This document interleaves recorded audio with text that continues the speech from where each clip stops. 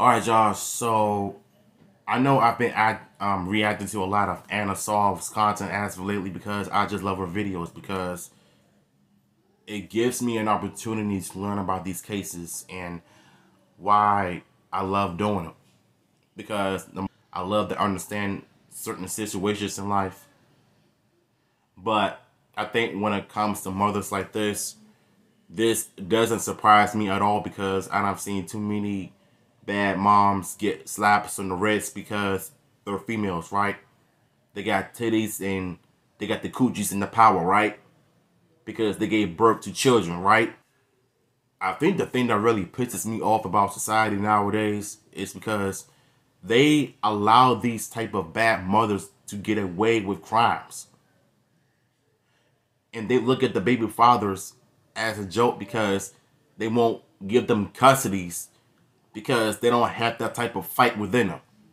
And yet these modern women, they continuously walking free, acting like nothing has happened.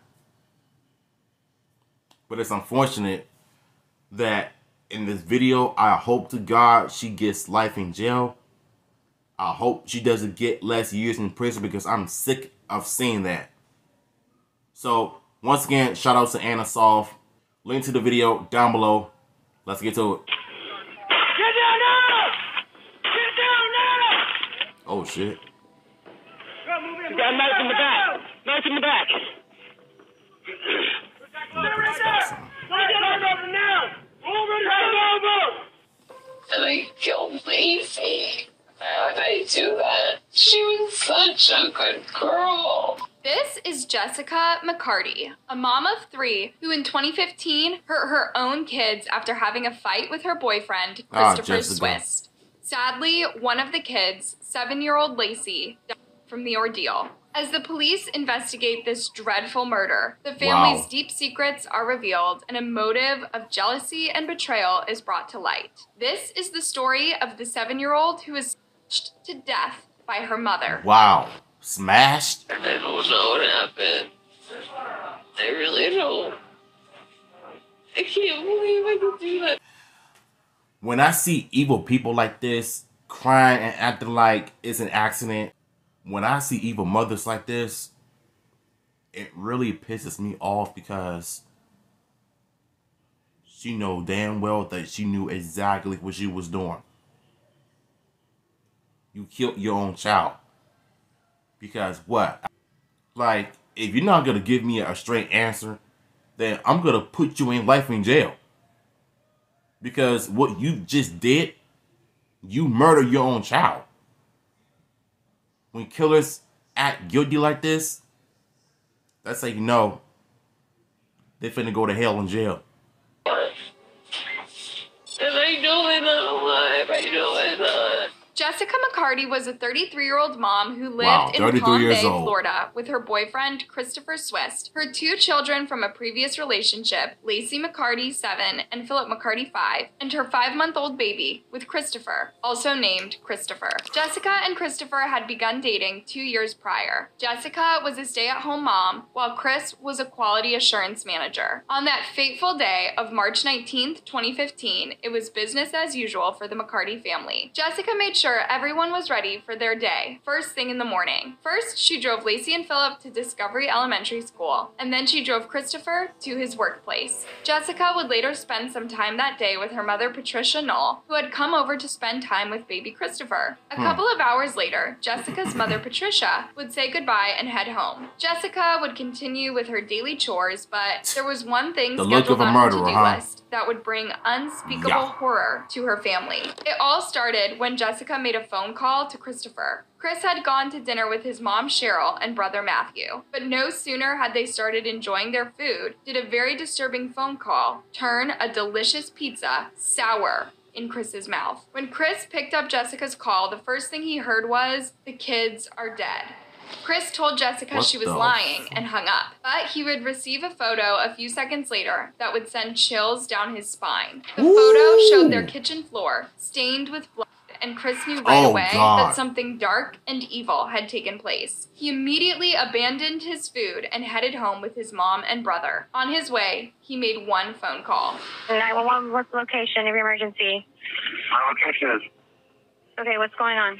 I'm not entirely certain. My girlfriend just called me and said that some people in the house may be hurt. Do you know why? I'm not entirely certain. And she just hung up on you? Yeah, she didn't sound good.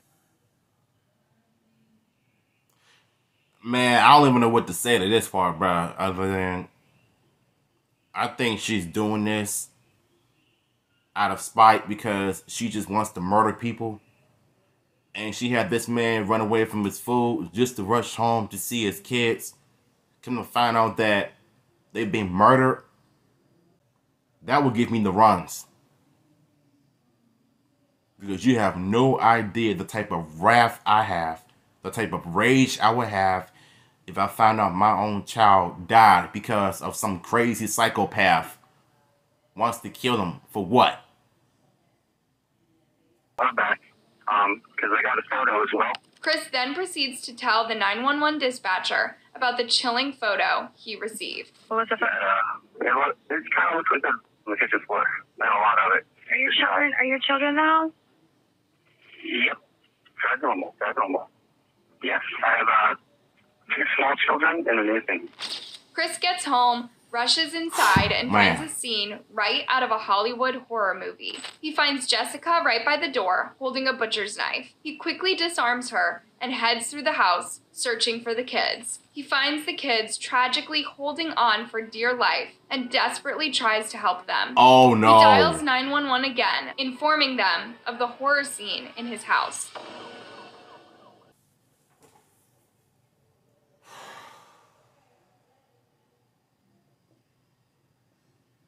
The fact that she was holding a butcher knife,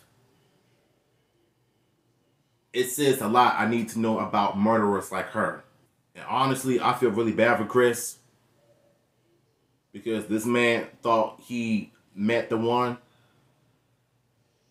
Had children from previous relationships. And had a baby by her. And now all of a sudden, one of them is dead.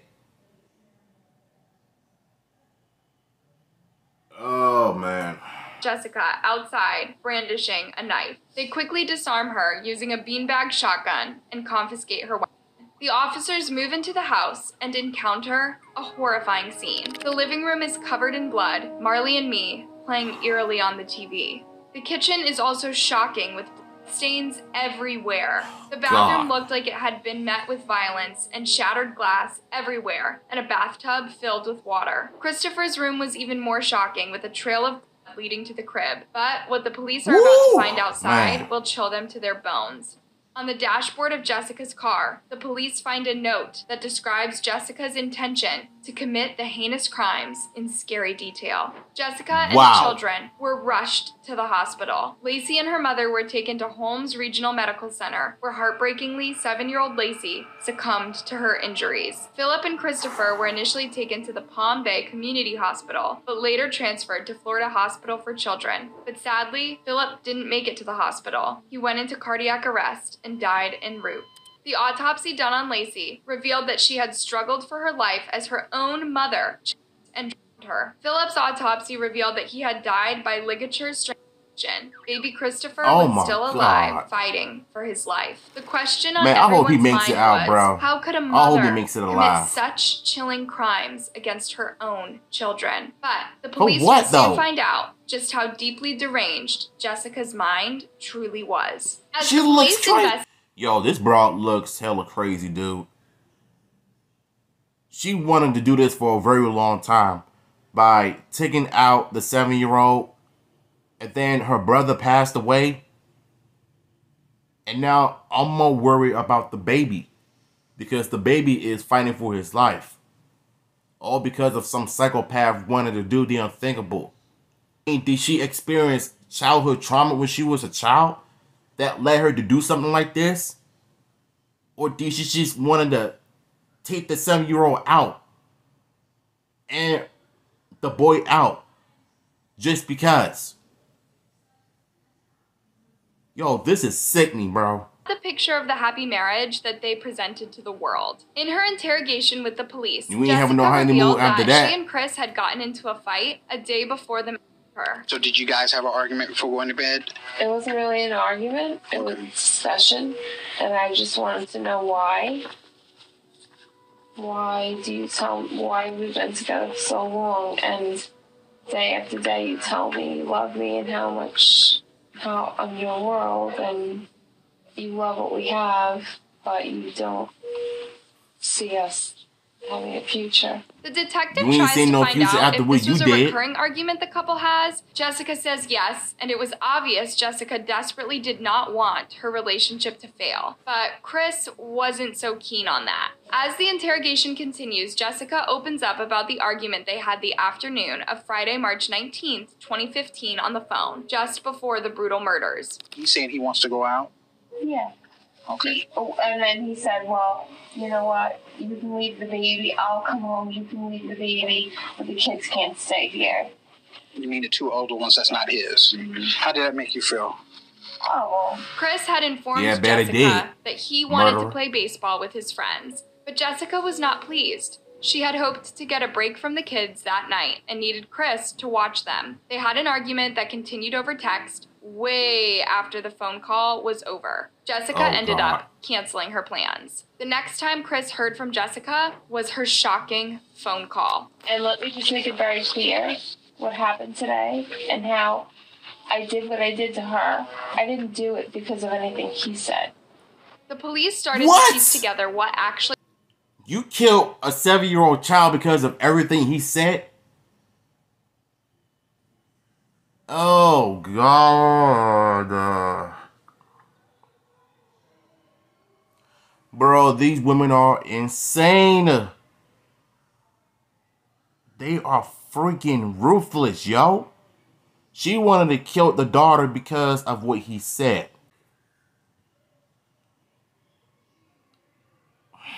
Oh, I'm getting so angry. Just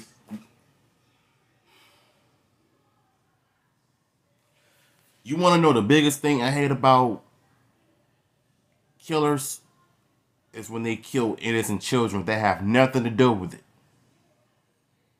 But they did it just to do it. Found was beyond horrific. Jessica had massive demons from her past. She had previously struggled with substance abuse and had been arrested a couple of times, even spending 3 months in jail. And according to her ex-husband, Philip McCarty, she at one point stole her colleague's credit card and used it to make fraudulent purchases at Target. She was, however, caught and banned from Target. Jessica... Damn, bro. All of this makes sense. Remember a few minutes ago when I said that she was suffering from some type of trauma? That played a huge part right there. Substance abuse, been in and out of jail. She done used Kylie's credit card to go to Target just to spend a whole rack of cash buying some crazy things. And she was banned from Target. All of this makes sense. It's the why she took out a 7-year-old daughter. Bro, this is insane. To have been from a healthy mind. So the police tried to find out if Jessica had any history of mental illness. Are you diagnosed mentally with anything? Yeah, bipolar. I'm sure I have post-traumatic stress disorder. I have PTSD. I can't even tell you. Do you take medication for that? No. That's even worse. You have a mental illness. You don't take your medications. You have PTSD, bipolar. Like, these things can play a huge role of you killing people, and especially you took out the 7-year-old girl. And then the boy died the next. And I see why your ex-husband left you. I see why he left you behind. Look at what you're doing. You killing kids. You stealing credit cards. You had drugs. You've been in and out of jail. You're a Fruit Loop. A crazy psychotic Fruit Loop. That deserves to be in jail. terrible case of negligent behavior by the hospital where Jessica gave birth to baby Christopher that left Jessica with PTSD. There was complications with the birth, and she still has it. She's not healed yet. It's 5 months, and the incision that was made, she had a C-section. The incision that was made when she was leaving the hospital that day, the whole incision opened up. Entire incision opened up, and they told her that there was nothing they could do. Jessica was sent home by the hospital with an open incision because the doctor who operated on her had left the hospital. The incision got infected, and Jessica ended up back in the hospital for 3 months and then left the hospital with postpartum depression. Jessica was eventually sent to Circle of Care, a mental health clinic. Jesus. As the investigation progressed, detectives learned that Jessica had been having sick thoughts of hurting others for a long time. There was an issue with the family dog. Jessica had started posting on Facebook asking if anyone wanted a dog, making it clear she was not a fan of the dog. A couple of days later, the dog mysteriously died. Some family members suspected Jessica had something to do with it, but they had no proof. I knew there was something wrong with this woman. She killed the children. She killed the dog. She's been having thoughts of murdering them for a long time. As I've stated in the beginning of the video, I wish they could have just asked her for help because of her mental illness. She could have been to a psychiatric care or a psycho facility that handles people with mental health issues. Bro, this shit is like straight up madness. I don't even know what to say about this though, man, but the kids and the dog, this is crazy. To the police, she would never hurt her kids. Further investigation revealed that to be a terrible lie. A few weeks before the murder, Jessica had called her mom threatening to snap the kids' necks. But when the police asked Jessica about it, she shut down and refused to answer any more questions. Do you remember telling your mom that you felt like taking your kids? No. A couple weeks ago. No. What I did say was, I understand how certain parents do that. I never said I would do it because I never ever. You did. You did. So stop the cap, lady. You said you understand. You wanted to kill them for a long time. Parents would do that. Explain to me how do you understand that? I'm done answering questions. Unfortunately, the next day, March 22nd, Christopher passed away. An autopsy had revealed he died of suffocation, and that's my God! Don't tell me she killed them too. This bitch is crazy. Oh my God.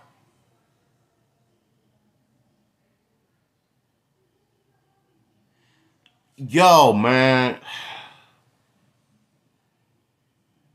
I can't stomach the feeling of wanting to be a cold-blooded murderer for a long time. Lord knows I would have been in a mental hospital or in jail or even under 6 feet, buried, alive. This woman knew exactly what she was doing. I hate the fact that she killed so many people in her life. I hate the fact that she killed so many people in her life. The kids, the baby father. I mean, I can't stomach of what is coming next. I hope to God she don't kill her mother. What's next? She gonna kill herself too? I hope to God that she doesn't kill her mother next.